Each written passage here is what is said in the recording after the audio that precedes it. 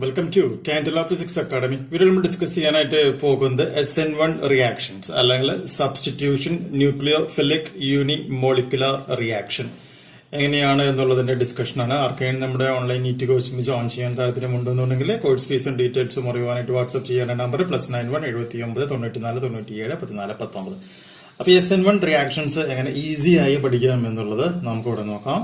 ഇവിടെ നോക്കുക, ഒരു ചെറിയൊരു കാർബൺ ആറ്റം. ഈ കാർബൺ ആറ്റത്തിന്റെ ഈ ഒരു പോയിന്റിലായിട്ട് ഒന്നാമത്തെ കോർഡിനേറ്റിൽ ഇവിടെ ഒരു R1 ഉണ്ടെന്ന് വിചാരിക്കാം. രണ്ടാമതായിട്ട് ഇവിടെ ഒരു R2 ഉണ്ടെന്ന് വിചാരിക്കുക. മൂന്നാമതായിട്ട് ഇവിടെ എന്തുണ്ട്, ഒരു R3 ഉണ്ടെന്ന് വിചാരിക്കുക. ദെൻ ഇവിടെ എന്ത് നിൽക്കുന്നു, ഒരു X ഉണ്ട് എന്ന് വിചാരിക്കാം. ഓക്കെ, ഇങ്ങനത്തെ ഒരു സിറ്റുവേഷൻ ആണ് ഇപ്പൊ നമ്മുടെ കയ്യിലുള്ളത്. അപ്പൊ 4 ഇതുണ്ട്, 4 സിംഗിൾ ബോണ്ട് ആണ് ഉള്ളത്. അപ്പൊ R1 R2 R3 ഇത് ആര് വേണമെങ്കിലും വരാം. ദെൻ ഇവിടെ X ആണ് എന്ന് വിചാരിക്കുക. അപ്പൊ ഈ ഒരു സിറ്റുവേഷനിൽ ഈ X എന്ന് പറയുന്നത് എന്താണ്, ഒരു പാർഷ്യലി നെഗറ്റീവ് ആയിട്ടുള്ള ഒരു ചാർജ് ആണ്. ഈ കാർബൺ എന്ന് പറയുന്നത് പാർഷ്യലി പോസിറ്റീവ് ആയിട്ടുള്ള ഒരു ചാർജഡ് ബോഡിയാണ് എന്ന് വിചാരിക്കുക.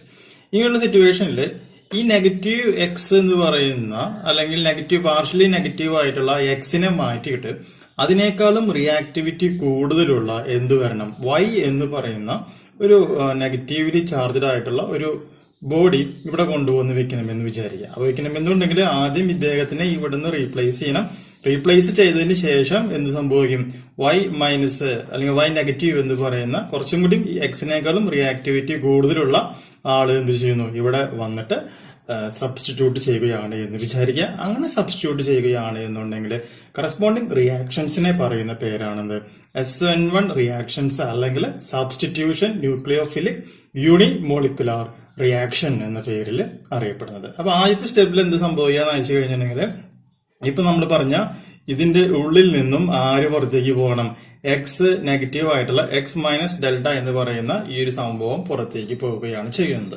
അപ്പൊ ഇതിന്റെ ഷേപ്പ് എന്ന് പറയുന്നത് എങ്ങനെ, അതൊരു 3D ഷേപ്പിലാണ് ഈ സംഭവം നിൽക്കുന്നത്. അപ്പൊ X മൈനസ് ഇതിന്റെ ഉള്ളിൽ നിന്നും പോയി കഴിഞ്ഞാൽ നമുക്ക് കിട്ടത് ഇതേപോലത്തെ ഒരു ഷേപ്പ് ആയിരിക്കും. ഇത് കൺവേർഷൻ നടക്കുമോ, മനസ്സിലായില്ല? അപ്പൊ എന്തായിട്ട് മാറും, R1 R2 R3 എന്ന് പറയുന്നത് എല്ലാതും എന്തായിട്ട് മാറാണ് ചെയ്യുക, ഒരേ പ്ലെയിനിലേക്ക് വരികയാണ് ചെയ്യുന്നത്.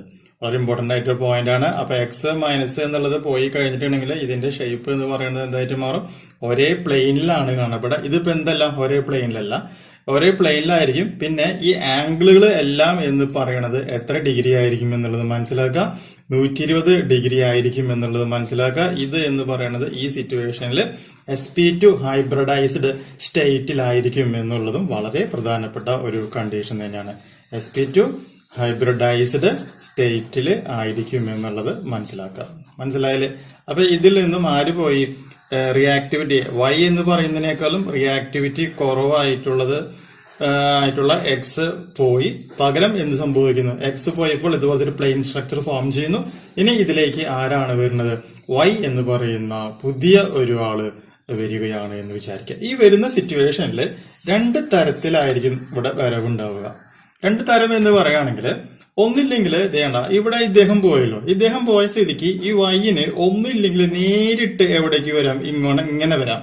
അല്ല എന്നുണ്ടെങ്കിൽ Yന് ഇതുപോലെ ഇങ്ങനെ തിരിഞ്ഞ് ഇതിന്റെ ബാക്കിലേക്ക് എന്ത് ചെയ്യാനായിട്ട് സാധിക്കും, എൻട്രി ചെയ്യാനായിട്ട് സാധിക്കും. അപ്പൊ എങ്ങനെയാ പറഞ്ഞ, ഒന്നില്ലെങ്കിൽ ഇങ്ങനെ ഈ Xന്റെ പകരം നേരെ ഇങ്ങനെ വരാം. അല്ല എന്നുണ്ടെങ്കിൽ ഇതുപോലെ ഇങ്ങനെ വളഞ്ഞ് എവിടേക്ക് വരാൻ പറ്റും, ഈ കാർബണിൽ വന്നിട്ട് അറ്റാച്ച് ചെയ്യുവാനായിട്ട് സാധിക്കും. അപ്പൊ നേരിട്ട് Xലേക്ക് വരികയാണ് എന്നുണ്ടെങ്കിൽ, അങ്ങനെ വന്നിട്ട് ഇത് ഫോം ചെയ്യുകയാണെന്നുണ്ടെങ്കിൽ കറസ്പോണ്ടിങ് പരിപാടിനെ പറയുന്ന പേരാണ് എന്ത് എന്ന് പറയണത്, ഫ്രണ്ട് സൈഡ് അറ്റാക്ക് എന്നാണ് പറയാ. എന്താണ് പറയാതിനെ, ഫ്രണ്ട് സൈഡ് അറ്റാക്ക് എന്ന് പറയും. ഇനി ഇങ്ങനെ വന്ന് ബാക്കിലൂടെയാണ് എൻട്രി ചെയ്യുന്നത് എന്നുണ്ടെങ്കിൽ ആ തരത്തിലുള്ള അറ്റാക്കിനെ പറയുന്ന പേരാണെന്ത്, ബാക്ക് സൈഡ് അറ്റാക്ക് എന്ന പേരിൽ അറിയപ്പെടുന്നത്. അപ്പൊ ന്യൂക്ലിയോ SN1 റിയാക്ഷന്റെ കേസിൽ റിയാക്ടിവിറ്റി കൂടിയിട്ടുള്ള ഈ Y മൈനസ് എന്ന് പറയുന്നത് ഒന്നില്ലെങ്കിൽ ഫ്രണ്ട് സൈഡ് അറ്റാക്ക് നടത്താം, അല്ല എന്നുണ്ടെങ്കിൽ ബാക്ക് സൈഡ് അറ്റാക്കും ഇവിടെ പോസിബിൾ ആണ്. അപ്പൊ നമുക്ക് 2 തരത്തിലുള്ള പ്രോഡക്റ്റുകളാണ് നമുക്ക് ഇവിടെ എന്ത് ചെയ്യാൻ പോണത്, കിട്ടുവാനായിട്ട് സാധ്യതയുള്ളത്. അപ്പൊ ഒന്നാമത്തെ ടൈപ്പില് എന്തായിട്ട് മാറും, ഇത് ഇവിടെ C തന്നെ വരുന്നു, ദെൻ ഇവിടെ R വരുന്നു, ദെൻ ഇവിടെ R2 വരുന്നു, ദെൻ ഇവിടെ R3 വരുന്നു, ദെൻ ഇവിടെ എന്താണ്, വരുന്നത് നമ്മുടെ Y എന്ന് പറയുന്ന ആള് ഇവിടെ വന്നിട്ട് ഇങ്ങനെ ജോയിൻ ചെയ്യാണെന്ന് വിചാരിക്കുക. അപ്പൊ എന്ന് പറയുകയാണെങ്കിൽ ആദ്യം ഉണ്ടായിരുന്നത് എല്ലാവരും ഈ സൈഡിലായിരുന്നു അല്ലെ. അതേപോലെ തന്നെയാണ് നമുക്ക് ഇവിടെയും എന്ത് കിട്ടിയത്, പ്രോഡക്റ്റ് കിട്ടിയിട്ടുള്ളത് എന്ന് വിചാരിക്കുക. അപ്പൊ ഇവിടെ എന്ത് സംഭവിക്കുന്നില്ല, ഇൻവേർഷൻ സംഭവിക്കാത്ത ഒരവസ്ഥയാണ്. ഇത് ഉണ്ടായത് എപ്പോഴൊക്കെയാണ്, ഫ്രണ്ട് സൈഡ് അറ്റാക്ക് വന്നപ്പോഴാണ് നമുക്ക് ഈ ടൈപ്പിലുള്ള ഒരു പ്രോഡക്റ്റ് ഫോം ചെയ്തിട്ടുള്ളത്, ഫ്രണ്ട് സൈഡ് അറ്റാക്ക്. അപ്പൊ ഇതിന്റെ ഈ കോൺഫിഗറേഷൻ ഇവിടെ എന്ത് സംഭവിച്ചിട്ടില്ല, മാറ്റം സംഭവിച്ചിട്ടില്ല. അതുകൊണ്ട് നമുക്ക് ഇതിനെ നമുക്ക് എന്തെന്ന് പറയാൻ പറ്റും, ഈ കിട്ടിയ പ്രോഡക്റ്റിനെ റിട്ടൻഷൻ ഓഫ് കോൺഫിഗറേഷൻ എന്ന് പറയുവാനായിട്ട് സാധിക്കും. എന്താണ് പറയുന്നതിന്, റിട്ടൻഷൻ ഓഫ് കോൺഫിഗറേഷൻ എന്ന പേരിൽ പറയുവാനായിട്ട് സാധിക്കും. മനസ്സിലായില്ലേ? ഇനി നമ്മൾ പറഞ്ഞിരുന്നു അല്ലെ, ഫ്രണ്ട് സൈഡ് അറ്റാക്ക് പോയിട്ട് ഇനി അതല്ല എന്നുണ്ടെങ്കിൽ എന്ത് സംഭവിക്കാം, ബാക്ക് സൈഡ് അറ്റാക്ക് ഉണ്ടാവാനായിട്ടുള്ള പോസിബിലിറ്റി ഉണ്ടെന്ന് പറഞ്ഞു. അപ്പൊ ബാക്ക് സൈഡ് വഴിയാണ് അറ്റാക്ക് സംഭവിക്കുന്നത് എന്നുണ്ടെങ്കിൽ Y ഇവിടെ വരും, C ഇവിടെ വരും, ഇവിടെ R1 വരും, ഇവിടെ R2 വരും, ഇവിടെ എന്തായിട്ട് മാറാണ് ചെയ്യുന്നത്, R3 വരികയാണ് ചെയ്യുന്നത്. അപ്പൊ നമുക്ക് നേരത്തെ അതായത് പ്രോഡക്റ്റ് എന്ന് പറയുമ്പോൾ R1 R2 എവിടെയായിരുന്നു, ലെഫ്റ്റ് സൈഡിലായിരുന്നു. ഇപ്പൊ R1 R2 R3 എവിടെയായിട്ട് മാറി, റൈറ്റ് സൈഡിലേക്ക് മാറുകയാണ് ഉണ്ടാകുന്നത്. അപ്പൊ ഇത് എന്ന് പറയുന്നത് എന്ത് ടൈപ്പ് അറ്റാക്ക് മൂലം ഉണ്ടാകുന്നതാണ്, എന്ത് ടൈപ്പ് അറ്റാക്ക് മൂലം ഉണ്ടാകുന്നതാണ്, ബാക്ക് സൈഡ് അറ്റാക്ക് മൂലം സംഭവിക്കുന്നതാണ്. ബാക്ക് സൈഡ് അറ്റാക്ക് മൂലം സംഭവിക്കുമ്പോൾ ഇവിടെ എന്താണ് സംഭവിച്ചത്, ഇൻവേർഷൻ സംഭവിച്ചു അല്ലെ.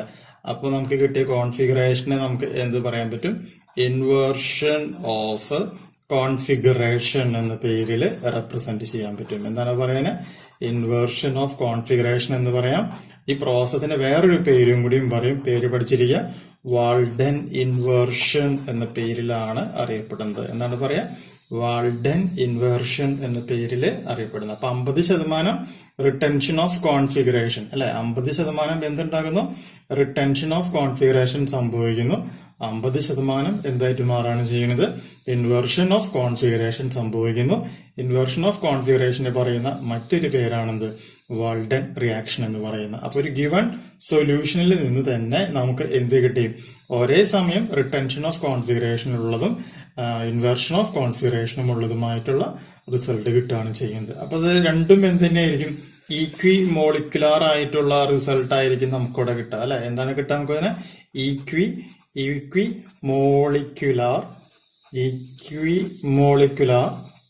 മിക്സ്ചർ ആയിരിക്കും ഉണ്ടാവുക. അതായത് പ്രോഡക്റ്റില് 50% റിട്ടൻഷനും 50% ഇൻവേർഷനും. അതുകൊണ്ടാണ് ഈക്വി മോളിക്കുലാർ മിക്സ്ചർ എന്ന് പറയുന്നത്. അത് ഈക്വി മോളിക്കുലാർ മിക്സ്ചർ ആയതുകൊണ്ട് തന്നെ നമുക്കറിയാം ഇതിൽ ഒരാള് എന്ന് പറയുന്നത് എന്തായിരിക്കും, ലിവോ റൊട്ടേറ്ററി ആയിരിക്കും. ഒരാള് എന്ന് പറയുന്നത് എന്തായിരിക്കും, ഡെക്സ്ട്രോ റൊട്ടേറ്ററി ആയിരിക്കും. അപ്പൊ ഒരു ഗിവൺ സൊല്യൂഷനിൽ, ഒരു യൂണിമോളിക്കുലാർ സൊല്യൂഷനിൽ 50% ഡെക്സ്ട്രോ റൊട്ടേഷനും 50% ലിവോ റൊട്ടേഷനും കാണിക്കുകയാണ് എന്നുണ്ടെങ്കിൽ ഈ കറസ്പോണ്ടിങ് മിക്സ്ചറിനെ നമുക്ക് എന്ത് എന്നും കൂടിയും പറയുവാനായിട്ട് സാധിക്കും, റെസിമിക് മിക്സ്ചർ എന്ന പേരിലും കൂടി നമുക്ക് അറിയാനായിട്ട് സാധിക്കും. അപ്പൊ റെസിമിക് മിക്സ്ചർ ആയതുകൊണ്ട് ഇത് എന്ന് പറയുന്നത് എന്തായിരിക്കും, ഒപ്റ്റിക്കലി ഇൻആക്റ്റീവ് ആയിരിക്കും. എന്തായിരിക്കും, ഒപ്റ്റിക്കലി ഇൻആക്റ്റീവ് ആയിരിക്കും. ഇത്രയും കാര്യങ്ങളാണ് SN1 റിയാക്ഷന്റെ പാർട്ട് 1 ആയിട്ട് നമ്മളിവിടെ പഠിച്ചിരിക്കേണ്ടത്.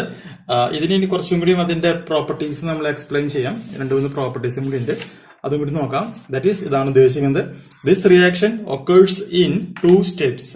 In first step, a carbocation is formed from alkyl halide molecule, and first step is slow step, so it is also rate determining step. In second step, an attacking nucleophile attacks on this carbocation and forms the final product. In this reaction, rate of reaction is dependent on the concentration of alkyl halide molecule only, and not on the concentration of nucleophile. So, the reaction is called as unimolecular substitution reaction, and molecularity of reaction is 2. Molecularity of the reaction is 2, but the order of reaction is 1. And polar medium is polar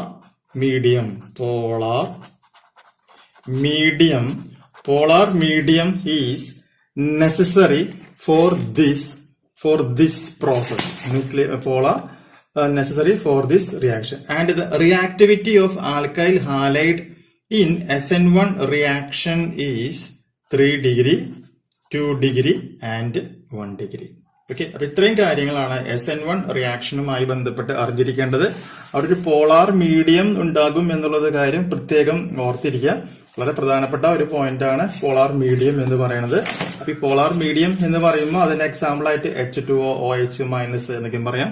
polar മീഡിയത്തിന് പറയുന്ന മറ്റൊരു പേരാണ് ഏത് എന്ന് പറയുന്നത് protic solvent എന്ന പേരിലും ഈ സംഗതി അറിയപ്പെടും. പോളാർ മീഡിയത്തിന് പറയുന്ന മറ്റൊരു പേരാണത് പ്രോട്ടിക് സോൾവെന്റ്. പുതിയൊരു വീഡിയോയിൽ നമുക്ക് SN2 റിയാക്ഷൻസ് എന്താണെന്നുള്ളത് ഡിസ്കസ് ചെയ്യാം.